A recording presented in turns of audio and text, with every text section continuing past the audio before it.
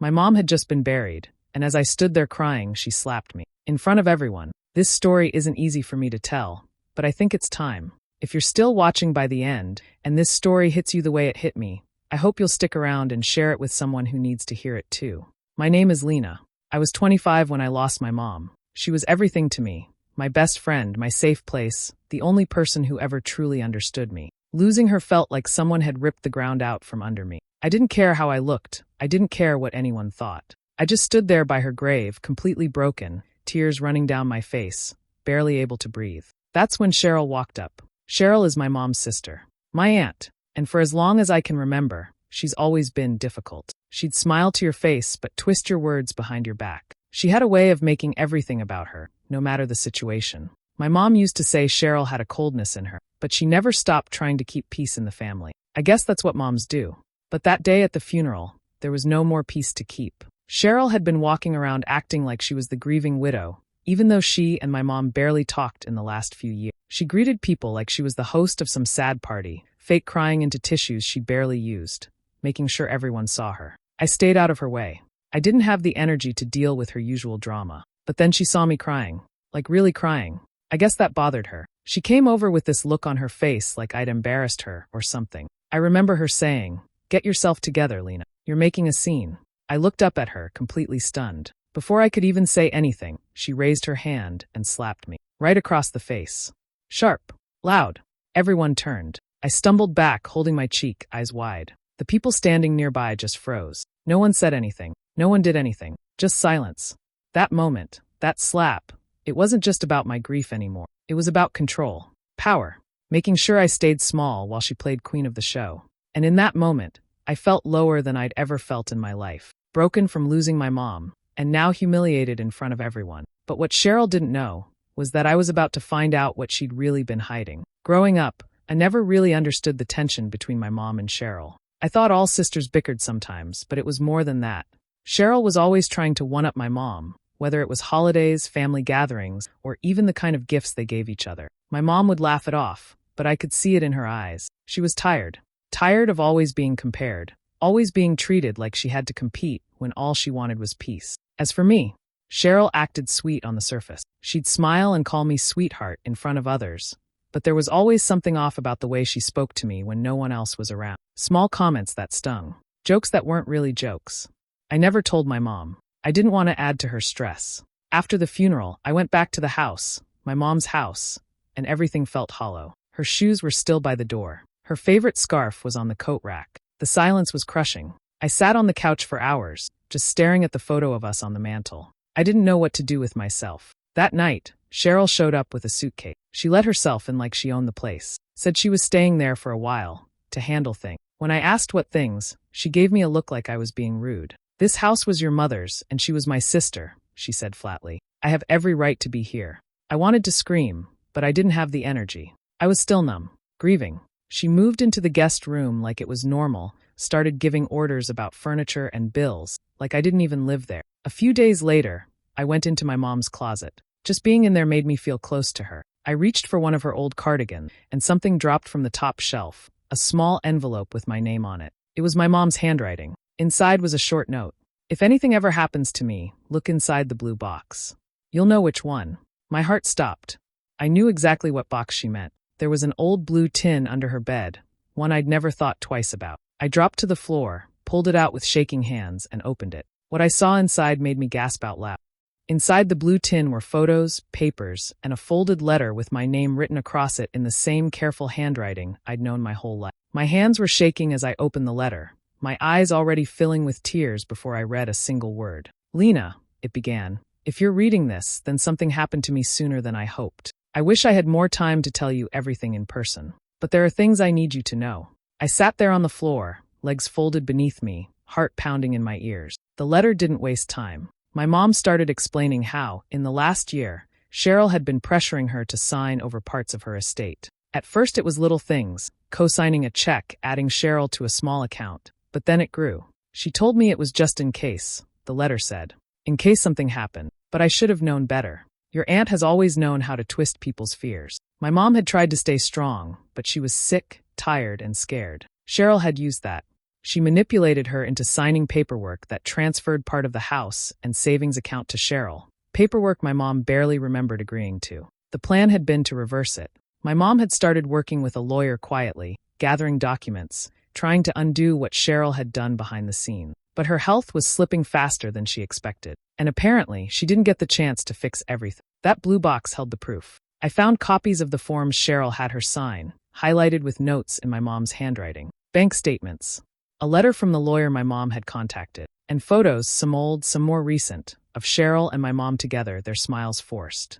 I could see the tension even in still images. By the time I finished reading, I was shaking. The slap at the funeral suddenly made sense. It wasn't about me crying. It wasn't about grief. Cheryl had been afraid. She thought I'd make a scene or expose her. That slap was a warning. Stay quiet.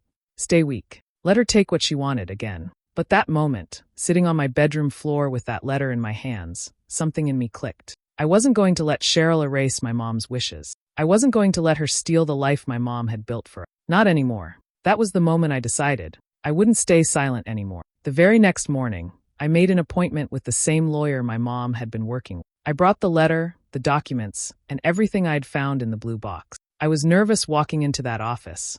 I'd never done anything like this before, but I knew I couldn't let Cheryl get away with it. The lawyer, Mr. Abrams, was kind but serious. He took his time looking through the papers. After reading my mom's letter and comparing the signatures, he sighed and leaned back in his chair. Some of these documents look suspicious, he said. Forged or at the very least signed under pressure. We might have a case. That was all I needed to hear. Over the next few days, we began the legal process of reclaiming my mom's estate. Mr. Abrams started gathering records and contacting the bank. He filed paperwork with the court. It was overwhelming and expensive, but I felt something I hadn't felt since the funeral. Hope.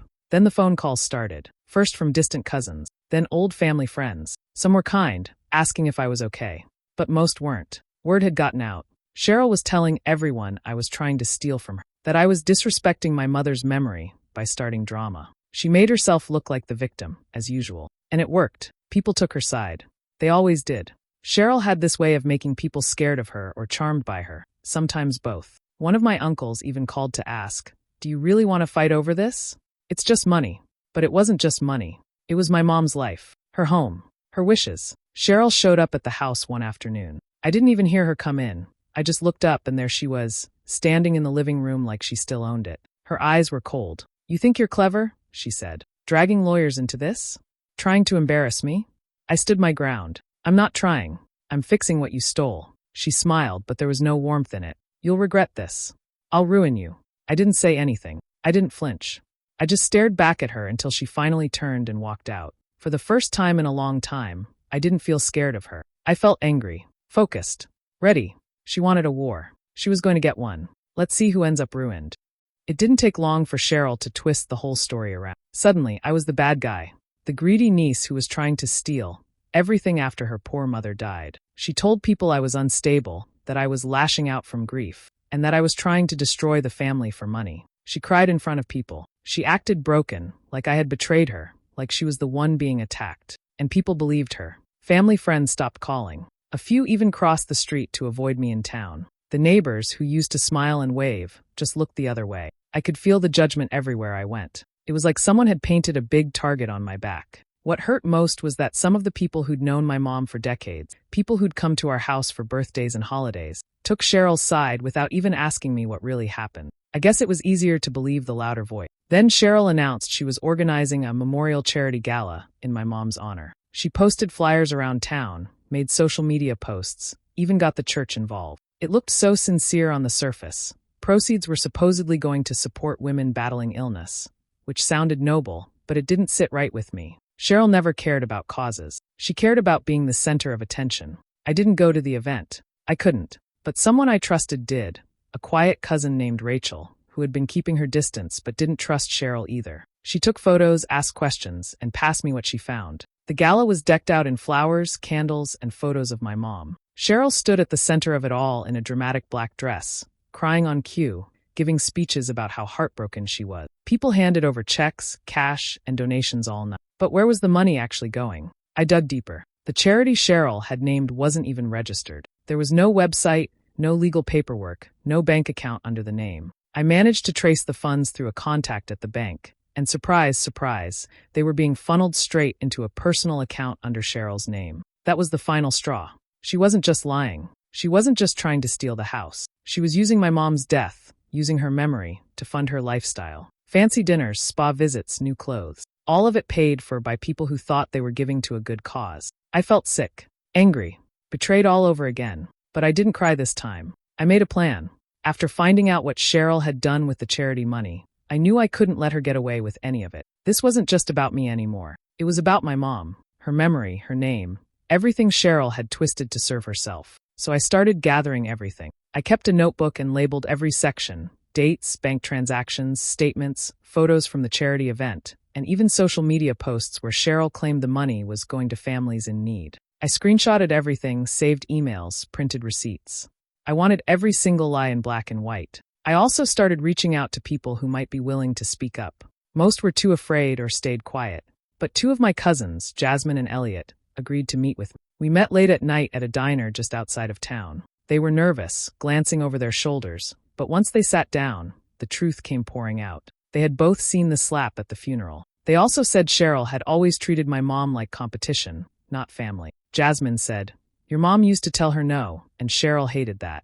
Now she's acting like she loved her more than anyone. It's sick." Elliot added, "People just believe her because she makes them feel guilty if they don't." They agreed to write statements about what they'd seen and heard, including the slap, the way Cheryl took over the house, and how she talked about the charity like it was her own business. With their help, I added 2 more strong voices to my evidence pile. I took everything to my lawyer. Then I requested a private meeting with the church board. Cheryl had been volunteering at the church for years, mostly for the attention, and I knew her reputation there mattered more than anything. While I was getting ready for the meeting, I overheard someone at the grocery store say, "Cheryl's giving a big speech this Sunday, a tribute to her sister. Should be beautiful." That's when it clicked. She was planning another show, another fake display of grief and goodness, another chance to play the victim while collecting praise and sympathy. She thought the church would be her stage again. She had no idea what was coming. That would be her stage and her downfall. The church was packed that Sunday morning. I sat quietly in the last pew, head down, hands clenched around the folder in my lap. The same folder I'd spent weeks building, full of every lie, every piece of stolen money, every twisted thing Cheryl had done. People around me were whispering, dressed in black, dabbing at their eyes with tissues. There was a photo of my mom near the altar, framed with white roses. I couldn't look at it for long without my chest tightening. Then Cheryl walked up to the podium. She was wearing soft gray, hair perfectly styled, holding a piece of paper like she'd spent hours rehearsing every word. Her voice shook just enough to seem fragile. "My sister," she began, pausing for dramatic effect, "was the light of our family. Her kindness, her strength, her generosity, they touched so many lives." A few people in the front row nodded, already misty-eyed. I stared at Cheryl, watching her fake every tear, every trembling breath. This wasn't grief. It was performance. And the crowd? They were eating it up. She gave everything to the people she loved, Cheryl went on. Even when she was sick, she still thought of others. That's why I started the memorial fund in her name, to carry on her spirit of giving. Applause broke out across the room. Some people even stood. I stood too. The sound of my heels on the wooden floor echoed through the silence as I walked toward the front. Cheryl's eyes caught mine for a split second, and for the first time, her face faltered. Just for a moment. Then she tried to recover, clearing her throat, pretending I wasn't there. But I didn't stop. I reached the podium and stood beside her, holding up the folder. I didn't say anything yet. I just turned to face the audience, the friends, the family, the neighbors who had believed her so easily. The silence in the room was thick. "I'm sorry to interrupt," I said, voice steady. "But before we keep clapping, before we keep crying over words that aren't real, there's something you need to know." Cheryl shifted beside me, whispering through clenched teeth, "Lena, don't do this." I didn't look at her. I opened the folder and held up the first page, a printed bank statement. Then I raised my eyes to the crowd, meeting as many faces as I could. "You don't know who you're clapping for." The room stayed silent for a long moment. You could feel the air shift. I could see people glance at each other, confused, unsure what I meant. Cheryl stood stiff beside me, her smile frozen and her hands clenched at her sides. I took a deep breath and opened the letter my mom had written. I had read it dozens of times by now, but my voice still wavered as I began. "This is a letter my mom wrote to me, just in case something ever happened to her," I said. She wrote, "If anything ever happens, look inside the blue box." I did. And what I found changes everything. I read small pieces aloud. Her warnings about Cheryl, the documents she was tricked into signing, her regret. I held up the papers, pointing to the forged signatures, the bank transactions that transferred money quietly into Cheryl's account. I laid them across the podium one by one. She told my mother it was for safekeeping, I said, turning back to the audience. But it wasn't. It was theft. And it didn't stop there. The murmurs started. Low at first, then louder. People began shifting in their seats, whispering to each other. I saw a woman in the front row clutch her mouth in shock. Cheryl stepped forward, voice rising. This is a lie. She's making this up because she's angry. She wants attention. I didn't even look at her. I reached into the folder and pulled out my phone. This is from 2 weeks ago, I said calmly, then tapped play on a recording. Cheryl's voice rang out through the speakers. You'll regret this. I'll ruin you. Gasps filled the church. One of the elders, an older man I'd seen standing near the altar, took a step forward. Cheryl reached for the phone, tried to shut it off, but I pulled it back. Her face was flushed now, eyes darting across the room as people stared. It's all lies, she shouted suddenly, pointing at me. She doctored those papers. That recording's fake. No one moved. No one believed her anymore. One of the women from the church board stood up and gently took Cheryl by the arm. We need to talk, she said, guiding her away from the podium. Cheryl didn't resist, not really. She just looked around the room, like she couldn't believe they weren't clapping for her anymore. For the first time, she looked small. Cheryl's fall from grace happened fast. The church released a quiet statement the next week saying she had stepped down from all leadership roles. Everyone knew what that really meant. Her name disappeared from bulletins, the donation website she made vanished, and her Sunday seat sat empty. She tried to save face at first, but her charm didn't work the same anymore. The whispers followed her everywhere now, and this time, no one was defending her. Meanwhile, the legal side of things moved forward. With the help of my mom's old lawyer and the documents I'd collected, we filed a formal case. The courts started looking into the forged paperwork, and Cheryl's accounts were flagged. It wasn't over yet, but the momentum had shifted. For once, I didn't feel like I was the one on trial. And then something strange happened. Family started calling. A cousin I hadn't heard from in years sent me a long message saying she was sorry for not listening sooner. My aunt on my dad's side dropped off a pie and apologized through the door. Even people who had ignored me at the funeral were suddenly sending texts, checking in, trying to make things right. It didn't fix everything, but it helped. A little. I still miss my mom every single day. That ache never really went away. But somehow, standing up for her, fighting back when everyone told me to stay quiet, made me feel closer to her than I had in months. The house was mine again. Cheryl didn't even try to fight that part. She knew she'd lost. One afternoon, I finally gathered the strength to go through the rest of my mom's room. I opened drawers I hadn't touched, pulled down boxes from high shelves. I wasn't sure what I was looking for. Maybe a connection, maybe peace. That's when I found the journals. There were 3 of them, tucked in the back of her closet. Simple notebooks, soft covers, worn pages. I sat on the bed and started reading. Page after page, entry after entry, her thoughts, her fears, her memories of me as a little girl. She wrote about Cheryl too. How hard it was to say no to her. How she always felt torn between standing up for herself and keeping the family together. And then one line that stopped me cold. I don't know how much I can protect Lena from, but I hope she knows I've tried. I always will. I sat there with the journal in my hands, the sunlight spilling across the bed, and let the tears come. Not from pain this time, but something else. Something stronger. She couldn't protect me from everything. But now I protect her legacy. It was a warm, quiet afternoon when I finally went back to the cemetery. I hadn't been since the funeral. Not because I didn't want to, but because every time I thought about standing there again, I wasn't sure I could hold myself together. But now everything felt different. The fear, the weight, even the silence. It didn't feel like the end anymore. It felt like a beginning. I brought a single sunflower. My mom loved them, said they always turned toward the light, even when the sky looked gray. I knelt down, placed the flower gently by her headstone, and took a deep breath. Hey, Mom, I whispered. I stood up. I did it. There was no one around, just the wind through the trees. But I kept talking. It wasn't easy. You were right. Cheryl didn't stop. She kept pushing, kept lying. But I didn't back down. I used what you left me. I found the truth. And I told everyone. My throat tightened, but I kept going. They finally saw her for who she really is. The church. The family. Everyone. She lost everything she thought she had power over. Because of you. Because of that blue box. Because you trusted me with the truth. I stayed there for a while, just sitting, letting the quiet settle in. The grief was still there. I knew it always would be. But it wasn't crushing me like it used to. It lived in me differently now, like something gentle. Something I could carry. When I finally stood, I looked out across the grass, thinking about everything we'd been through. Not just the pain, but the strength it took to push through it. To speak up. To fight for someone who couldn't fight anymore. That house is mine now. Not because I wanted the money, not because I cared about winning, but because it was hers. And it deserved to be protected. Every wall, every photo, every memory inside it, it mattered. It still does. I've started fixing it up, room by room. I keep her journals by the bed. Some nights I read a page just to hear her voice in my head again. It helps.